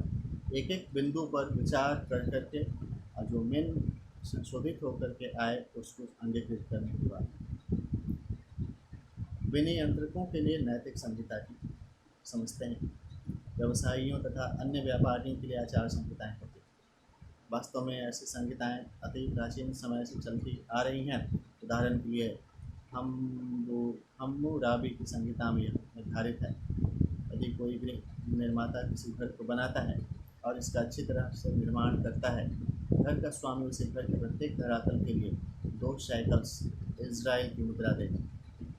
यदि कोई गृह निर्माता किसी के लिए घर बनाता है और उसका अच्छी तरह से निर्माण नहीं करता और उसके द्वारा निर्मित घर गिर जाता है और घर के स्वामी की मृत्यु हो जाती है, तो उस गृह निर्माता को मौत के घाट उतार दिया जाएगा। समाज के विभिन्न वर्गों के लिए आचार संहिता का निर्धारण और प्रवर्तन सामान्यतः आंतरिक विनियामक व्यवस्थाओं से होता है। गिल्ड्स ऐसी ही एक व्यवस्था का अति प्राचीन रूप है। यह गिल्ड एक ही प्रकार के व्यापारियों या पेशों के लोगों का संघ होता था जो अपने परस्पर हितों की रक्षा करने और मानदंडों को बनाए रखने के लिए गठित किया जाता था। प्रतिस्पर्धा औद्योगिकरण हो जाने के कारण इन गिल्डों का प्रचलन क्रमशः समाप्त हो गया है। तथापि पिछली शताब्दी में बड़ी संख्या में व्यवसायों का आविर्भाव देखने को मिला है, विशेष रूप से वह जिसे आज सेवा क्षेत्र की संज्ञा दी जाती है। इन व्यवसायियों ने प्रारंभ में विभिन्न प्रकार के संघों में अपने को संगठित किया ताकि सामान्य उद्देश्यों को हासिल किया जा सके और साथ ही उनका प्रवर्तन करने के लिए व्यवहार और व्यवस्थाओं के स्वीकार्य प्रतिमानकों को तैयार किया जा सके। कुछ मामलों में ऐसी व्यवस्थाओं के लिए सांविधिक पृष्ठभूमि भी अपनाई गई है। भारतीय आयुर्विज्ञान परिषद अधिनियम 1956 का 102 में यह निर्धारित किया गया है कि परिषद व्यावसायिक आचार और शिष्टाचार के मानकों और आयुर्विज्ञान व्यवसायियों के लिए नैतिक संहिता को व्यक्त करे। आयुर्विज्ञान परिषद ने तदनुसार व्यावसायिक आचार से संबंधित विनियामों, पंजीकृत आयुर्विज्ञान व्यवसायियों के लिए शिष्टाचार और नैतिकता को बनाया है ताकि पागलपन और के दौरे को रोका जा सके। अधिवक्ता अधिनियम 1961 में भारतीय विधिज्ञ परिषद के कृत्यों को रखा गया है, जिसमें अधिवक्ताओं के लिए व्यावसायिक आचार और शिष्टाचार भी शामिल है। किसी व्यवसाय की विश्वसनीयता है।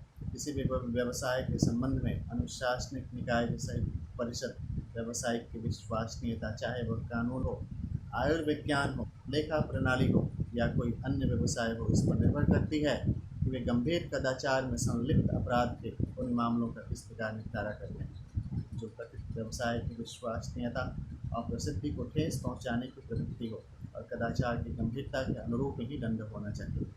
उच्चतम न्यायालय के शंभूराम यादव बनाम हनुम दास खतरे दिनांक 26/7/2001 के मामले की यहाँ चर्चा की गई है।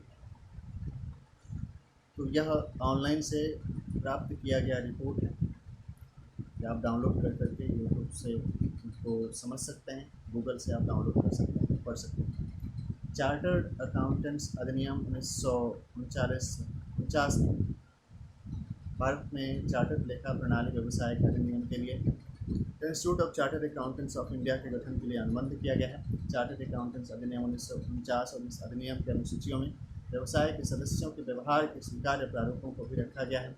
भारतीय प्रेस परिषद अधिनियम 1978 के अंतर्गत काम करती है। प्रारूप को प्रारूप कहना चाहिए। यह एक सांविधिक न्यायिक कल्प निकाय है जो प्रेस होगा, दोबारा हलन हो गया है ऊपर, जो प्रेस पर निगरानी रखने का काम करती है। यह प्रेस द्वारा या प्रेस के विरुद्ध क्रमशः नैतिकता के हनन और प्रेस की स्वतंत्रता के अतिक्रमण की शिकायतों का निर्णय करती है। इस परिषद के उद्देश्य और कृत्यों में समाचार पत्रों, समाचार एजेंसियों और पत्रकारों के लिए आचार संहिता का उच्च व्यावसायिक मानदंडों के अनुसार निर्धारण करना शामिल है। भारतीय प्रेस परिषद ने पत्रकारिता मानदंड संहिता का जारी किया है, जिसका अनुपालन करना मीडिया से अपेक्षित है। Institute of engineers royal charter 1935 के अंतर्गत निगमित 1935 में निगमित सदस्यों के लिए नैतिक संहिता को निहित किया हुआ है। कॉरपोरेट गवर्नेंस को भी पढ़ना चाहिए। आंतरिक विनियंत्रकों को छोड़कर विनियंत्रकों का एक और वर्ग है जिसे बाहरी विनियंत्रक कहा जा सकता है। बाहरी विनियंत्रक का एक उदाहरण अखिल भारतीय तकनीकी शिक्षा परिषद है, AICTE, एक सांविधिक निकाय। इसे सारे देश में तकनीकी शिक्षा प्रणाली के समुचित आयोजन और समन्वित विकास के लिए गठित किया गया है। पिछली सरकार के कृत्यों में प्रतिस्पर्धा के आगमन से बाहरी विनियंत्रकों की संख्या अधिक देखने को मिली है। भारतीय दूरसंचार विनियामक प्राधिकरण और राज्य विद्युत विनियामक प्राधिकरण इसके कुछ अन्य उदाहरण हैं। लगभग सभी व्यवसायों के लिए प्रचुर मात्रा में आचार संहिताओं के विद्यमान होने के बावजूद प्रायः यह ध्यान दिलाया जाता है कि नैतिकता के मानदंडों का अनुपालन सामान्यतः असंतोषजनक है। व्यवसायों में नैतिक मूल्यों की गिरावट ने देश के शासन तंत्र को विपरीत रूप से प्रभावित किया है और सार्वजनिक जीवन में भ्रष्टाचार के बढ़ने का यह एक महत्वपूर्ण कारण है। बाहरी विनियंत्रकों की भूमिका भी इससे बढ़ जाएगी जब सरकारी कृत्यों को शुरू कर दिया जाएगा। ऐसे मामले में विनियंत्रकों को स्वयं के लिए और इसके साथ साथ सेवा प्रदान करने वालों के लिए नैतिकता के मानदंडों को निहित करना आवश्यक हो जाएगा। इससे भी अधिक महत्व की बात उद्देश्यपूर्ण, पारदर्शी और निष्पक्ष निर्णय लेने की प्रक्रियाओं और प्रवर्तन व्यवस्थाओं को तैयार करना है। आयोग एक पृथक रिपोर्ट में व्यवसायों, नियामक निकायों और उनकी नैतिकता से संबंधित सभी मुद्दों की जांच करेगा। तथापि आयोग महसूस करता है कि सभी प्रमुख व्यवसायों के लिए नैतिक संहिता और एक बृहत और प्रवर्तनीय आचार संहिता होनी चाहिए। सिफारिश है, एक बृहत और लागू करने योग्य आचार संहिता संवैधानिक पृष्ठभूमि वाले सभी व्यवसायों के लिए निर्धारित की जानी चाहिए। अब न्यायपालिका के लिए नैतिक ढांचा की बात की गई है, आइए इसको समझते हैं। आयोग के विचारार्थ विषयों में यह कहा गया है, यह आयोग रक्षा, रेलवे, विदेश मामले, सुरक्षा तथा आसूचना प्रशासनों की विस्तृत जांच के साथ साथ केंद्र राज्य संबंधों, न्यायिक सुधारों आदि विषयों जिनकी पहले से ही अन्य निकायों द्वारा जांच की जा रही हैं को अपने दायरे से बाहर रख सकता है या शामिल भी कर सकता है। तथापि आयोग सरकार के अथवा इसकी किसी सेवा एजेंसी के तंत्र की पुनर्संरचना की अनुशंसा करते हुए इन क्षेत्रों की समस्याओं को ध्यान में रखने के लिए स्वतंत्र होगा। अतः यद्यपि न्यायिक सुधारों की विस्तृत जांच प्रशासनिक सुधार आयोग के दायरे में बिल्कुल नहीं है,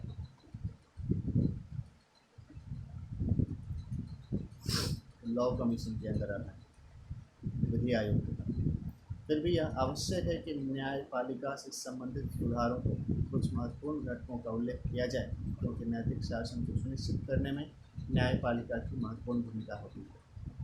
न्यायपालिका की स्वतंत्रता न्यायिक नैतिकता के साथ विकट रूप से जुड़ी हुई है। जनता का विश्वास लेकर चलने वाली स्वतंत्र न्यायपालिका विधान के नियम की एक मूल आवश्यकता है। यदि किसी न्यायाधीश द्वारा ऐसा आचरण किया जाता है जिससे सत्यनिष्ठा और गरिमा की हनन दिखाई देता हो, तो इससे नागरिकों द्वारा न्यायपालिका पर किए हुए विश्वास को धक्का पहुँचेगा। अतः न्यायाधीश का आचरण हमेशा दोष रहित होना चाहिए। अमेरिका में फेडरल के न्यायाधीश अमेरिकी न्यायाधीशों के लिए आचार संहिता को अपनाते हैं, जो अमेरिकी की न्यायिक कांग्रेस द्वारा अपनाए जाने वाले नैतिक सिद्धांतों और मार्गदर्शी सिद्धांतों का एक सेट है। यह आचार संहिता न्यायाधीशों के लिए न्यायिक सत्यनिष्ठा और स्वतंत्रता, न्यायिक तत्परता और निष्पक्षता, अनुज्ञेय अतिरिक्त न्यायिक गतिविधियाँ और अनौचित्य से बचाव और यहाँ तक कि उसका लोगों के सामने आने के मुद्दों पर मार्गदर्शन प्रदान करती है। कनाडा में फेडरल के न्यायाधीशों की नियुक्ति के लिए कोई लिखित आचार संहिता नहीं है, परंतु पिछले कई वर्षों से कनाडा न्यायिक परिषद द्वारा प्रकाशित विविध कागजातों में उन नैतिक मानदंडों का वर्णन मिल जाता है जिनकी न्यायाधीशों की इच्छा रहती है। कनाडा न्यायिक परिषद का गठन 1971 में न्यायिक शासन के क्षेत्र में व्यापक विधायी अधिदेश के साथ किया गया था। इस परिषद का मुख्य उद्देश्य कार्यकुशलता और एकाग्रता विकसित करना और कनाडा के सभी उच्च न्यायालयों में न्यायिक सेवा की गुणवत्ता का सुधार करना है। भारत के उच्चतम न्यायालय ने दिनांक 7 मई 1997 को ही अपनी पूर्ण न्यायालय बैठक में न्यायिक जीवन के मूल्यों के पुनर्गठन नामक चार्टर को पारित कर दिया, जिसे सामान्यतः न्यायाधीशों के लिए आचार संहिता के नाम से जाना जाता है। यह निम्न प्रकार से केवल न्याय ही नहीं किया जाना चाहिए, बल्कि यह भी देखा जाना चाहिए कि न्याय कर दिया गया है। उच्चतर न्यायपालिका के सदस्यों के आचार और व्यवहार से न्यायपालिका की निष्पक्षता में लोगों का विश्वास सुदृढ़ होना चाहिए। तदनुसार उच्चतम न्यायालय या उच्च न्यायालय के किसी न्यायाधीश का ऐसा कोई कृत्य, चाहे वह कार्यालय में हो या व्यक्तिगत रूप से हो, जिससे इस अवगम के विशेष विश्वसनीयता को ठेस पहुँचे, तो उससे बचना होगा। किसी भी न्यायाधीश को क्लब, सोसाइटी या अन्य किसी संघ के किसी पद पर चुनाव नहीं लड़ना चाहिए। इसके अलावा उसे कोई निर्वाचन पद को धारण नहीं करना चाहिए, सिवाय उस सोसाइटी या संघ के जिसका संबंध कानून से। विधिज्ञ संघ के व्यक्तिगत सदस्यों के साथ नज़दीकी संबंध, विशेष रूप से जो उसी न्यायालय में अपना काम कर रहे हों, से दूर रहना चाहिए। न्यायाधीश अपने नज़दीकी परिवार के किसी भी सदस्य को, जैसे कि पति, पत्नी, पुत्र, पुत्री, दामाद या बहू या अन्य कोई नज़दीकी रिश्तेदार जो विधिज्ञ संघ का एक सदस्य हो, अपने न्यायालय में उपस्थित होने देने और उस न्यायाधीश द्वारा किए जाने वाले किसी काम के साथ किसी प्रकार से भी संबंधित होने की आज्ञा नहीं देगा। उसके परिवार के किसी भी सदस्य को जो विधिज्ञ संघ का सदस्य हो, न्यायाधीश के वास्तविक आवास में रहने देने या उसके व्यावसायिक काम के लिए अन्य सुविधाएं दिए जाने की अनुमति नहीं दी जाएगी। न्यायाधीश को अपनी मर्यादा के अनुरूप अपनी पद्धति में अंतर का दर्जा रखना होगा। न्यायाधीश ऐसे किसी मामले को नहीं सुनेगा और न ही अपना निर्णय देगा जिसमें उसके परिवार का कोई सदस्य, नज़दीकी संबंधी या मित्र उस मामले से संबंधित। न्यायाधीश किसी सार्वजनिक वाद विवाद बहस में भाग नहीं लेगा या राजनीतिक मामलों अथवा उन मामलों में जो निलंबित हों और जिनका न्यायिक निर्णय आने की संभावना हो, वह जनता के समक्ष अपने विचार व्यक्त नहीं करेगा। एक न्यायाधीश से यह अपेक्षित है उसका निर्णय स्वयं बोलने की क्षमता रखता हो, वह मीडिया के समक्ष कोई साक्षात्कार नहीं देगा। न्यायाधीश अपने परिवार, नज़दीकी संबंधी और मित्रों को छोड़कर किसी से उपहार या आतिथ्य सत्कार को स्वीकार नहीं करेगा। न्यायाधीश ऐसी किसी कंपनी से संबंधित मामले की सुनवाई नहीं करेगा और निर्णय नहीं लेगा जिसमें उसके शेयर लगे हों, जब तक कि उसने उसमें अपने हित को प्रकट न कर दिया हो और उस मामले की सुनवाई और निर्णय देने के लिए कोई आपत्ति नहीं न ले ली हो। न्यायाधीशों शेयरों, स्टॉकों और ऐसे ही अन्य चीज़ों में सट्टा नहीं लगाएगा। न्यायाधीश स्वयं को या किसी अन्य व्यक्ति के साथ मिलकर प्रत्यक्ष या अप्रत्यक्ष रूप से कोई व्यापार या व्यवसाय में लिप्त नहीं होगा। किसी शौक के रूप में विधि के शोध, प्रबंध के प्रकाशन या अन्य किसी गतिविधि को व्यापार या व्यवसाय नहीं समझा जाएगा। न्यायाधीश किसी भी प्रयोजन के लिए किसी भी प्रकार के कोष के लिए न तो अंशदान मांगेगा, न उसे स्वीकार करेगा या अन्यथा स्वयं को सक्रिय रूप से उससे संबंधित नहीं करेगा। न्यायाधीश अपने कार्यालय संबद्ध किसी परिलब्धि या विशेषाधिकार के रूप में किसी वित्तीय लाभ को प्राप्त नहीं करेगा, जब तक यह स्पष्ट रूप से उपलब्ध न हो। इस बारे में किसी भी संदेह का समाधान करवाकर मुख्य न्यायाधीश के माध्यम से स्पष्ट कर दिया जाना चाहिए। अब प्रत्येक न्यायाधीश को इस बात से सर्वदा सावधान रहना चाहिए कि जनता उस पर टकटकी बांधे देख रही है और उसके द्वारा ऐसा कोई कृत्याकृत्य नहीं होना चाहिए जिससे उसके द्वारा धारित उच्च पद तथा लोक प्रतिष्ठा जिसमें वह पद धारित किया हुआ है, दोनों अशोभनीय बने। न्यायपालिका का राजा अथवा कार्यपालक के हस्तक्षेप से स्वतंत्र होना एक अच्छी बात है, किंतु राष्ट्र के हित की ओर से स्वतंत्र होना कम से कम गणतंत्र सरकार में एक बहुत ही अशिष्ट बात है। अच्छा, थॉमस जेफरसन की व्यक्ति की बात, न्यायपालिका की स्वतंत्रता के ऊपर। ये केवल न्यायिक जीवन के मूल्यों के पुनर्गठन है और अपने आप में परिपूर्ण नहीं है, परंतु दृष्टांत स्वरूप है जो किसी न्यायाधीश से अपेक्षित है। निम्नलिखित दो संकल्पों को भी भारत के उच्चतम न्यायालय की औपयुक्त संपूर्ण न्यायालय बैठक में पारित किया गया है। यह संकल्प लिया गया कि भारत के माननीय मुख्य न्यायाधीश द्वारा उन न्यायाधीशों के विरुद्ध समुचित औपचारिक कार्रवाई करने के लिए एक इन हाउस प्रणाली को तैयार किया जाएगा जो अपने कृतकृत्य द्वारा न्यायिक जीवन के सर्वसम्मति से स्वीकृत मूल्यों का पालन नहीं करते, जिनमें न्यायिक जीवन के मूल्यों के पुनर्गठन में उल्लिखित मूल्य भी शामिल हैं।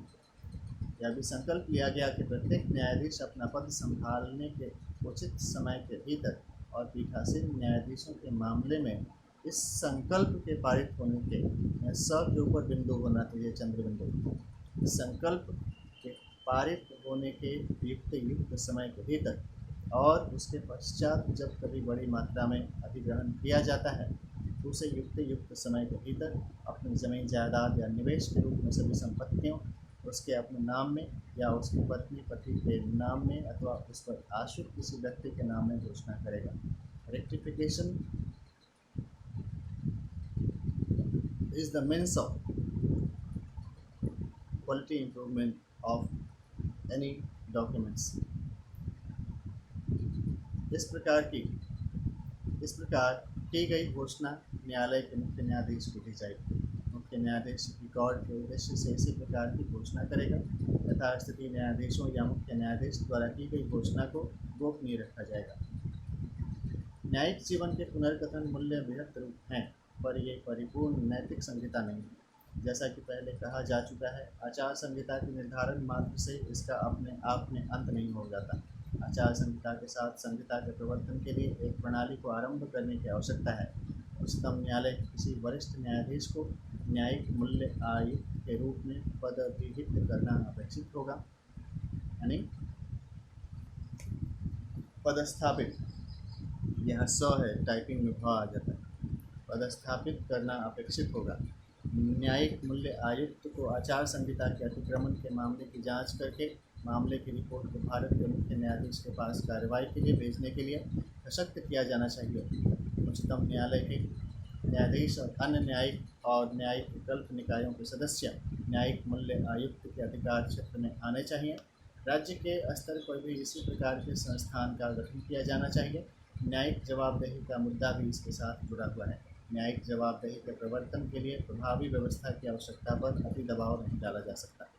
न्यायिक स्वतंत्रता और जवाबदेही दोनों को एक साथ चलना चाहिए। भारतीय संविधान के अनुच्छेद 235 में उच्च न्यायालय के अधीनस्थ न्यायालयों को नियंत्रण के लिए उपबंध है, जिसमें यह स्पष्ट किया गया है कि न्यायिक जवाबदेही के प्रवर्तन के लिए प्रभावशाली व्यवस्था का प्रबंध करना हमारे संवैधानिक दर्शन शास्त्र का एक हिस्सा है। लेकिन यह व्यवस्था उस स्तर तक न्यायपालिका की स्वतंत्रता के साथ किसी भी प्रकार से समझौता नहीं करती। वास्तव में संविधान के अनुच्छेद 50 में स्थापित न्यायपालिका को कार्यपालिका से अलग रखने के निर्देशक सिद्धांत का यह सम्मान करती है और उसे सुदृढ़ करती है। इसमें संदेह नहीं है कि किसी अधीनस्थ न्यायाधीश की स्वतंत्रता उतनी महत्वपूर्ण है जितने कि किसी उच्च न्यायालय या उच्चतम न्यायालय की। यदि इस बात को स्वीकृत कर लिया जाए तो कोई कारण नहीं रह जाएगा कि उच्चतर न्यायपालिका के लिए जवाबदेही की व्यवस्था पर विचार न किया जा सके। तब वह क्या व्यवस्था होनी चाहिए? अनुच्छेद 124 भारत के मुख्य न्यायाधीश और उच्चतम न्यायालय के न्यायाधीशों की नियुक्ति की शक्ति राष्ट्रपति में निहित रहता है। इसमें यह अनुबंध किया गया है कि राष्ट्रपति उच्चतम न्यायालय के किसी न्यायाधीश की नियुक्ति उच्चतम न्यायालय के और अन्य न्यायालयों के उतने ही न्यायाधीशों के साथ परामर्श करने के बाद करेगा जितने कि न्यायाधीश वह आवश्यक समझे। उच्च न्यायालयों के न्यायाधीशों की नियुक्ति भी भारत का राष्ट्रपति करता है। राष्ट्रपति को भारत के मुख्य न्यायाधीश, राज्य के राज्यपाल और उच्च न्यायालय के मुख्य न्यायाधीश के साथ परामर्श करना होगा। राष्ट्रपति द्वारा एक संदर्भ उच्चतम न्यायालय को 23 जुलाई 1998 को भेजा गया था, जिसमें उच्चतम न्यायालय को 9 प्रश्नों पर विचार करने को कहा गया था। उच्चतम न्यायालय द्वारा अधिकृत सिद्धांतों में से यह एक था कि भारत का मुख्य न्यायाधीश 4 वरिष्ठतम न्यायाधीशों के समूह का गठन करेगा। उच्चतम न्यायालय के न्यायाधीशों की नियुक्ति या उच्च न्यायालय के मुख्य न्यायाधीश या उच्च न्यायालय के किसी न्यायाधीश के तबादले के लिए ऐसा करना आवश्यक है और उस समूह का मत नियुक्तियों के मामले में प्रमुख होगा। इसने यह भी स्पष्ट किया है कि कार्यपालिका के लिए यह विकल्प खुला रहेगा कि वह किस समूह को अपनी आपत्तियों की सूचना दे।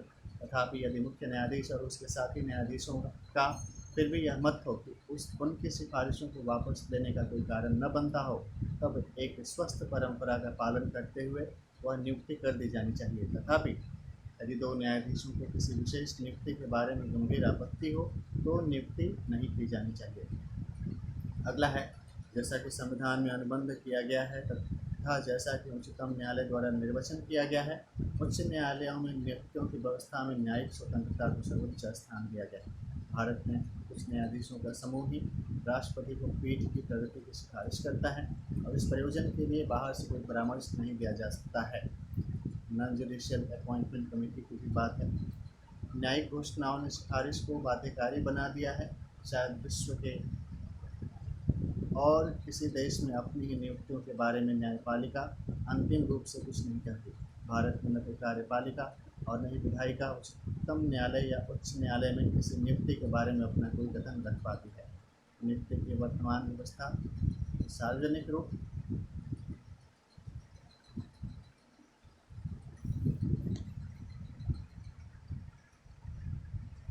से छानबीन के लिए खुली हुई नहीं है, अतः जवाबदेही और पारदर्शिता से अभावग्रस्त है। विभिन्न देशों में न्यायाधीशों की नियुक्ति की व्यवस्था का तुलनात्मक विश्लेषण तालिका 2.2 में तालिका 2.1 में ऊपर दिया गया है। तालिका को सरसरी नज़र से देखने पर पता चलेगा कि इन देशों में उच्च न्यायालय में न्यायपालिका के लिए लोगों की सिफारिश करने के लिए एक समिति बनी हुई है और समिति में ऐसे लोगों को भी शामिल किया हुआ है जो अनिवार्यतः न्यायपालिका से ही न हो बल्कि संभवतः प्रतिष्ठावान व्यक्ति भी हो सकते हैं। आइए इनसे आगे की बात को आगे पढ़ेंगे। अभी बैटरी डाउन हो गया, चलिए अगले कक्षा में इनसे जुड़ी हुई और बातों को आपके साथ साझा करेंगे। तब तक के लिए आपको चंदन मिश्रा का नमस्कार। जय हिंद, जय भारत। ओम नमः शिवाय। ओम भूर्भुवस्सुः तत्सवितुर्वरेण्यं भर्गो देवस्य धीमहि धियो यो नः प्रचोदयात्। सर्वे भवन्तु सुखिनः, सर्वे सन्तु निरामयाः, सर्वे भद्राणि पश्यन्तु मा कश्चित् दुःखाय। ओम नमः शिवाय।